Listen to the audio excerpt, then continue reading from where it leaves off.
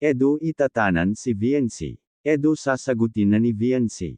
Sabay nating alamin ang buong kwento. Isang magandang araw muli mga Kalingap, suportahan natin ang channel ni Kalingap Rab at Kuya Val Santos Matubang. Ipinagpaalam nga ni Edu si VNC mga Kalingap dahil sa pag-aalala nito. Ayaw nga niyang ma-stress ang kanyang wife, kaya pabiro nitong sinabi sa ina ni VNC na itatanan na niya si VNC pabiro nito. At inalok pa nga nito na sa bahay na muna niya titira si VNC kasama ang pamilya nito.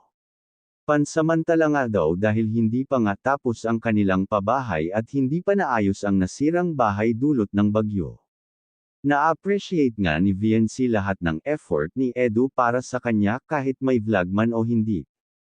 Lalo na ang ginawa ni Edu na itatanan nga niya si VNC ngunit dadalhin niya pala ito sa magandang kainan kasama sina Kalingap Rab.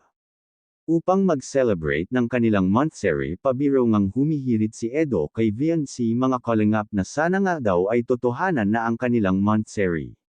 Sobrang effort nga hinatid ni Edu para kay VNC mga Kalingap.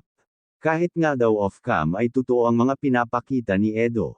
At natanong nga ni Edu ay kailan nga siya nito sasagutin agad naman sabi ni VNC na ngayon na pabiro nitong sabi na joke lang. Hiling nga ni VNC mga Kalingap na sana ay makahintay pa si Edu. Wika naman ni Edu ay handa nga siyang maghintay kahit gaano katagal pa. Mukhang seryoso na nga si Edu kay VNC mga Kalingap at gusto na nga nitong maging totoo ang relasyon nilang dalawa ni VNC. Kaya galaw-galaw na mga ka-EDC elayag na ang dalawa at patuloy na suportahan para magkatotohanan na. Sana nga ay magkaisa muli ang mga sponsors ni VNC para naman matapos na ang kanilang sinimulan.